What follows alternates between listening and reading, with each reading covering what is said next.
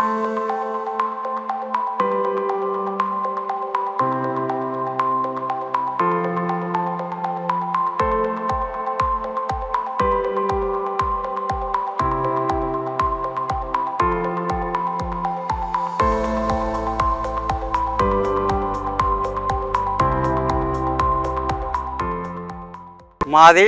అటవీ ప్రాంతం, మా పొలం, మా వాతావరణం, దాన్ని బట్టి నేను ముందు వేసిన ఏటీఎం మోడల్ ఎక్కడెక్కడ నాకు అది నష్టపోయానో అవన్నీ దృష్టిలో పెట్టుకొని రెండోసారి ఇప్పుడు మా పొలం, మా వాతావరణం, మాది మిట్ట ప్రాంతం కాబట్టి దాని తగ్గట్టుగా నా పొలాన్ని మార్చుకొని ఇప్పుడు నా పొలంలో ఏదైతే వస్తుందో పంట, ఆ పంటలే నేను ఏటీఎం మోడల్ కూడా ఎక్కువ వేసుకోవడం జరిగింది.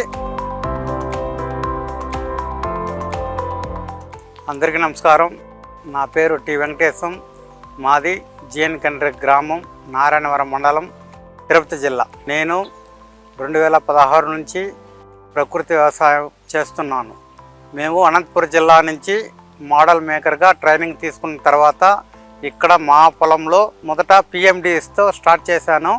పిఎండిఎస్ చల్లుకొని 45 రోజుల తర్వాత మళ్ళీ దాన్ని కలయిదున్నుకొని బెడ్స్ వేసుకొని ఘనజీవామృతం చల్లుకొని విత్తనాలు బీజామృతంతో శుద్ధి చేసి ఏటీఎం మోడలు నాటడం జరిగింది. మాది అడవి ప్రాంతం, కొంచెం ఏటవాళ్ళ భూమి, నీరు మొత్తం మొదట ఆడ తిప్పడం పళ్ళుకి వచ్చేస్తూ ఉన్నది, మొత్తం నీళ్ళు వెనక్కి వచ్చేస్తుంది కాబట్టి అక్కడ కూడా పంట సరిగ్గా రాకుండా చాలా వరకు దెబ్బతీసింది.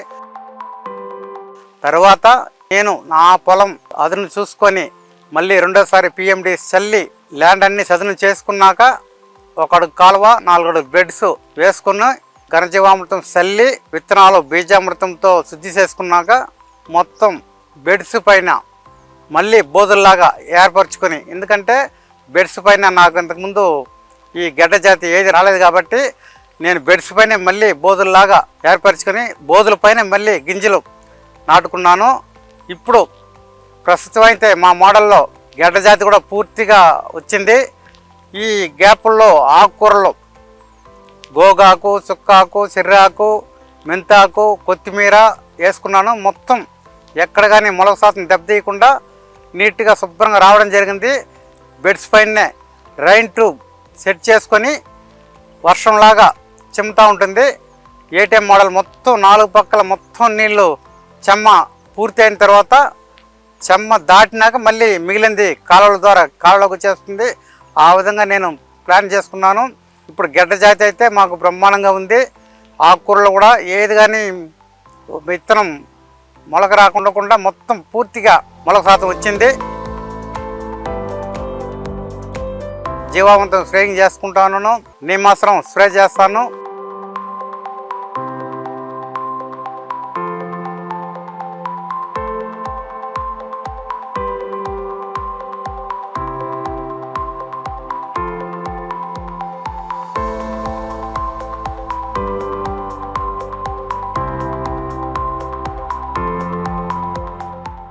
మా ఏటీఎం మోడల్లో మునగ చెట్లు ఉన్నాయి, మామిడి ఉంది, కరివేపాకు ఉంది, అరటి ఉంది. ఇవన్నీ కూడా సరే నాటుకోవడం జరిగింది.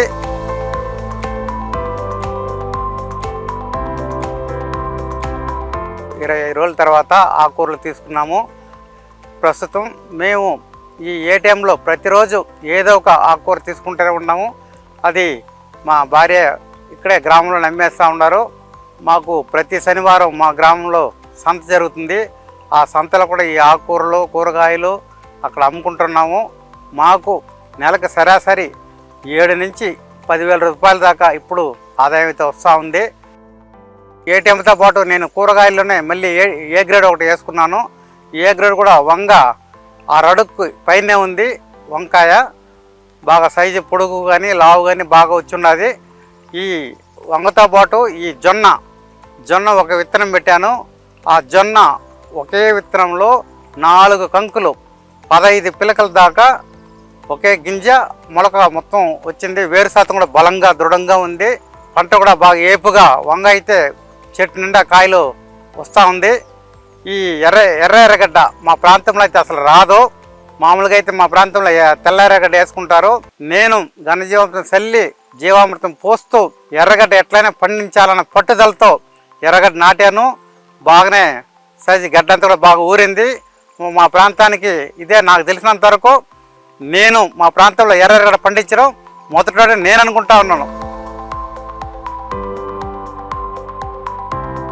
ఈ ఏటీఎం మోడల్లో నిత్యం మనకు ప్రతిరోజు పని ఉంటుంది. ప్రతిరోజు ఏదో ఒక కూరగాయలు వస్తూ ఉంటుంది. కాబట్టి వాళ్ళ వాతావరణాన్ని బట్టి, వాళ్ళ మట్టిని బట్టి, వాళ్ళ ప్రాంతాన్ని బట్టి, వాళ్ళ మట్టికి ఏదైతే వస్తుందో కూరగాయలు కానీ గడ్డ జాతి కానీ అది వేసుకుంటూ వాళ్ళు కూడా వాళ్ళ ఆరోగ్యాన్ని మెరుగుపరుచుకోవాలని చెప్పి నేను కోరుకుంటా ఉన్నాను.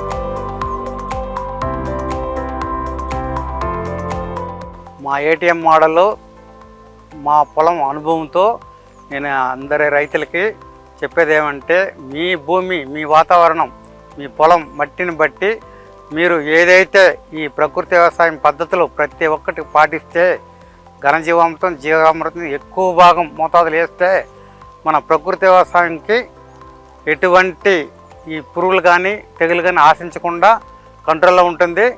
అది నేను నా పొలంలో ఈ ప్రకృతి వ్యవసాయంలో పూర్తి స్థాయిలో ఘనజీవామృతం జీవామృతం వేస్తూ పంట భూమి గుళ్ళబారేటట్టు చేసుకున్నాను. అది అందరికీ కూడా నేను అదే చెప్తాను. మీ ప్రాంతాన్ని బట్టి, మీ ఏరియాని బట్టి, మీ పొలాన్ని బట్టి మీరందరూ పద్ధతులు ప్రకృతి వ్యవసాయ పద్ధతులు పూర్తి స్థాయిలో చేస్తే 100% ప్రకృతి వ్యవసాయం సక్సెస్ అవుతుంది.